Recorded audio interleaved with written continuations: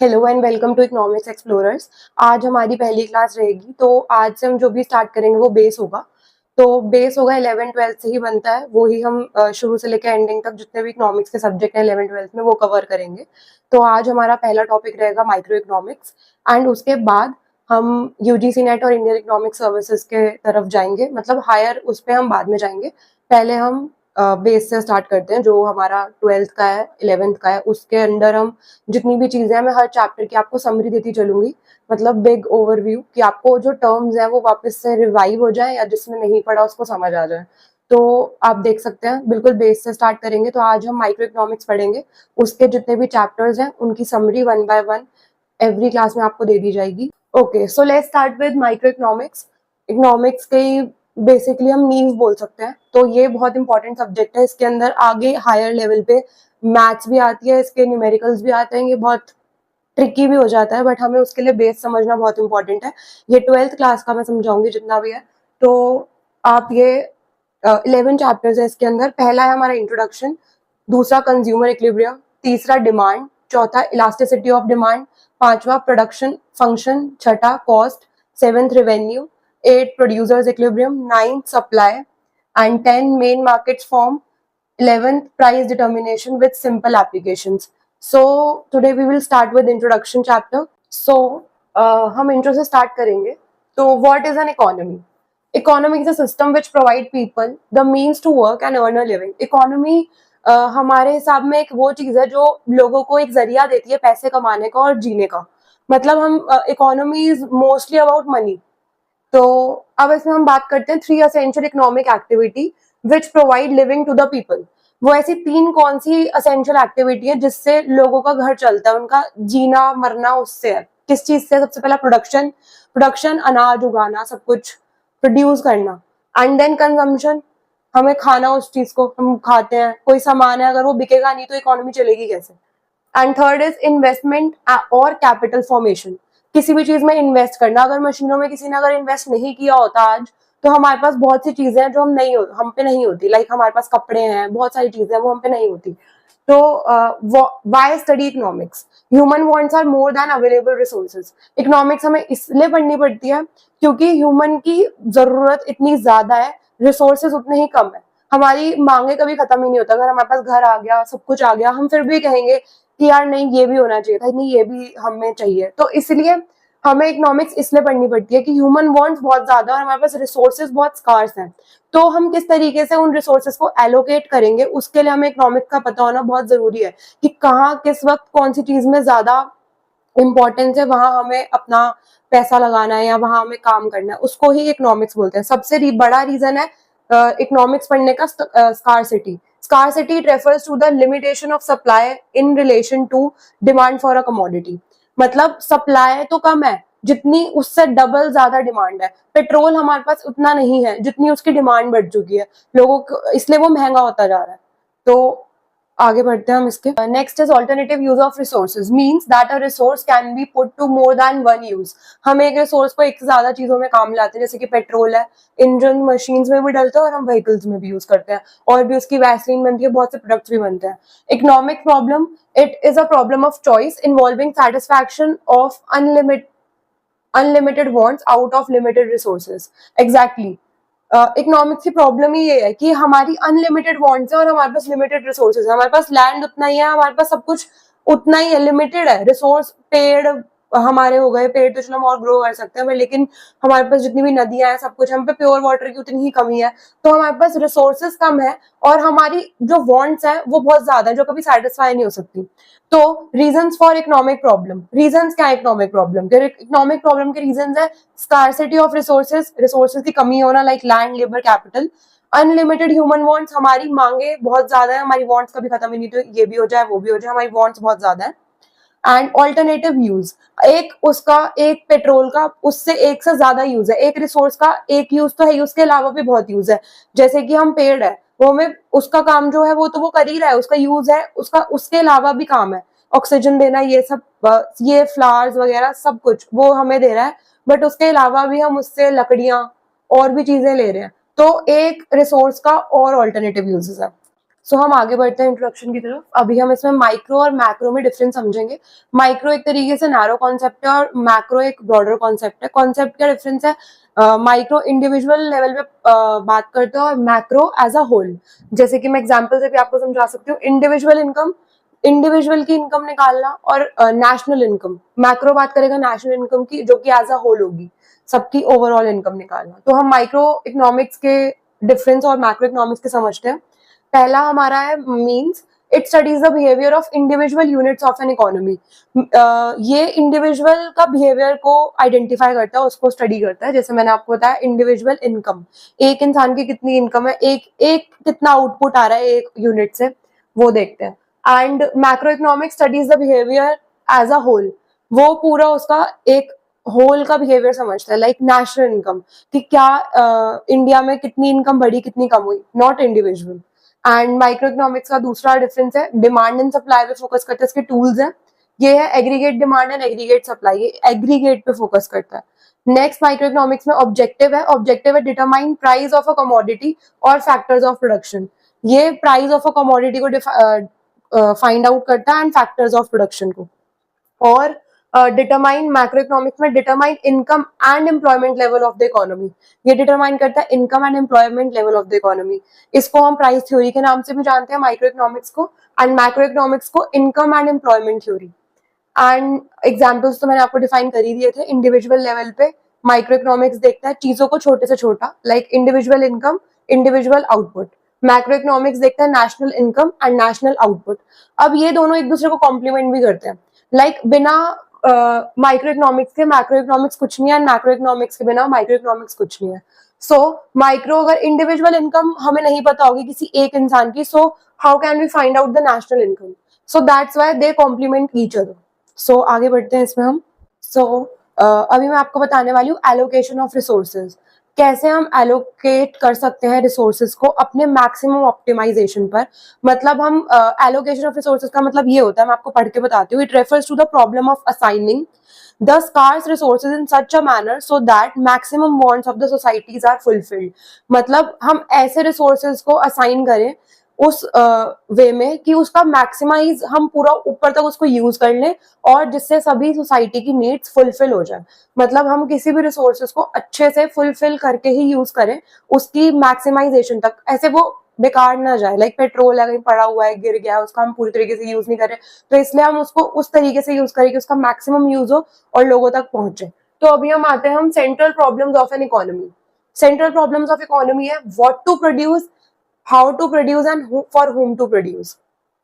तो central problem of economy में वैसे तीन ही मेन आते हैं जिनको हम पूछा भी जाता है और जो हमें पता होने चाहिए, हमें बिल्कुल मगअप होने चाहिए। बट हम दो और इसके अंदर एड ऑन्स होते हैं, वो आगे फर्दर आपके काम आ सकते हैं। तो वो है problem of fuller and efficient utilisation of resources. जैसे कि मैंने आपको भी बताया कि पूरा यूटिलाइज करना है हमें रिसोर्सेज तक, पूरा वेस्ट नहीं होना चाहिए एक भी रिसोर्सेज, उसको हम फुलर एफिशिएंटली यूटिलाइज करें। जो कि एक प्रॉब्लम है कि रिसोर्सेज बहुत वेस्ट भी होते हैं। लाइक हमने इलेक्ट्रिसिटी का हम यूज करते हैं, तभी वो बोलते हैं ना स्विच ऑफ द लाइट्स, तो कि उसको बंद करके रखो, ज्यादा वेस्टेज मत करो, क्योंकि उससे रिसोर्स जो है हमारा वो वेस्ट हो रहा है। नेक्स्ट है problem of growth of resources, मतलब कि कैसे हम देखें कि हमारी इकोनॉमी में कितनी ग्रोथ हो रही है because of resources. Developing country में रिसोर्सेज की वजह से ग्रोथ देखना बहुत ही मुश्किल है, क्योंकि सब कुछ यूज हो जा रहा है इतना ज्यादा, हम उसको उस लेवल तक ऑप्टिमाइज नहीं कर पा रहे हैं कि हम कुछ बचा रहे हैं उन रिसोर्सेज को, हमारे पूरे रिसोर्सेज लग जाते हैं। तो यही दो प्रॉब्लम है जो मैंने आपको बता दी है, बाकी हम इन पे फोकस करते हैं। What to produce? Problem involves selection of goods and services to be produced and the quantity to be produced of each selected commodity. मतलब हम क्या प्रोड्यूस करें, कितनी क्वांटिटी उसकी मतलब सेलेक्टेड कौन सी क्वांटिटी को हमें प्रोड्यूस करना है। लाइक मैं एग्जांपल देके समझाती हूँ। लाइक राशन के जो चावल होते हैं वो लो क्वालिटी के होते हैं, और जो हम लोग खाते हैं बासमती चावल वो बहुत हाई क्वालिटी के होते हैं। तो उसकी प्रोडक्शन अलग होती है और उसकी प्रोडक्शन अलग होती है। तो यही वो बोल रहे हैं कि व्हाट टू प्रोड्यूस, क्या प्रोड्यूस करें, उनको वो चीज ध्यान में रख के ही प्रोड्यूस करना पड़ेगा। How to produce, this problem refer to the selection of technique.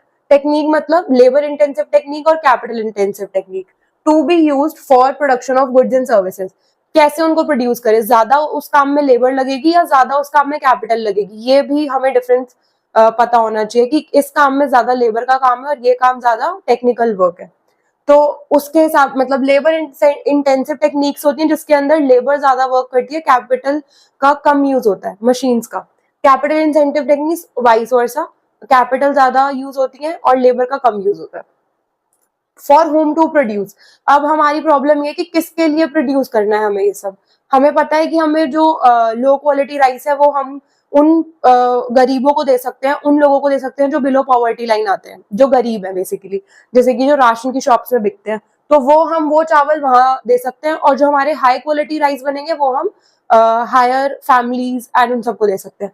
सो वही है फॉर होम टू प्रोड्यूस। तो वो प्रॉब्लम भी हम इससे सॉल्व करते हैं कि problem refer to the selection of category of people who will ultimately consume the goods। selection of people जो हमें जो ultimately goods को consume करेंगे।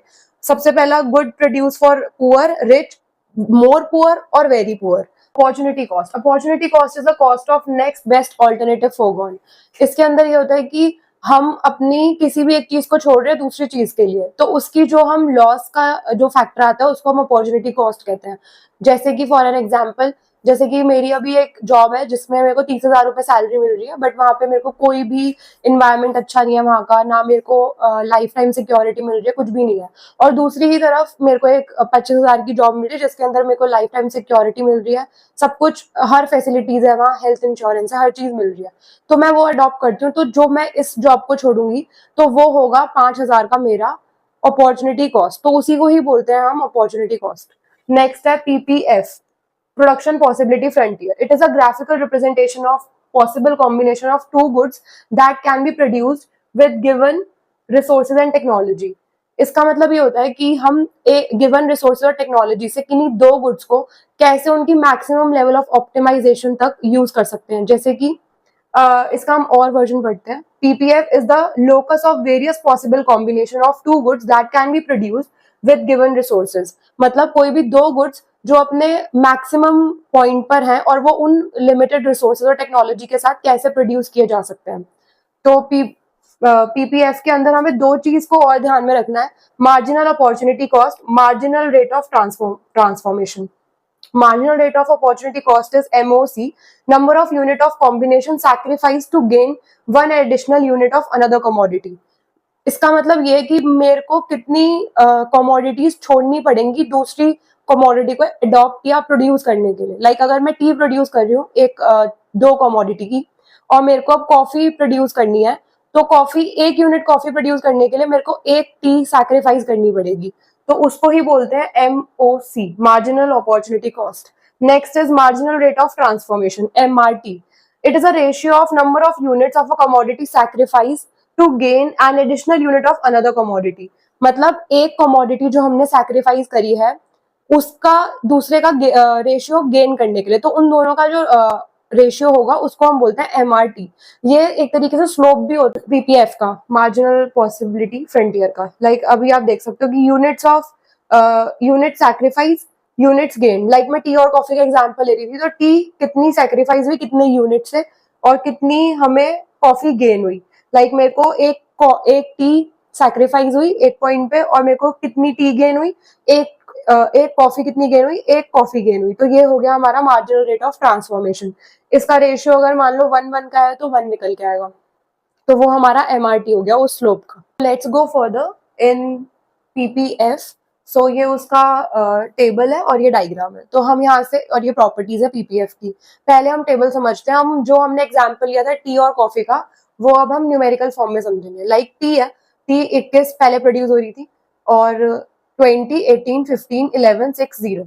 अब इसमें हमें ये शो करना है, फिर हमें कॉफी प्रोड्यूस करनी है 1 by 1।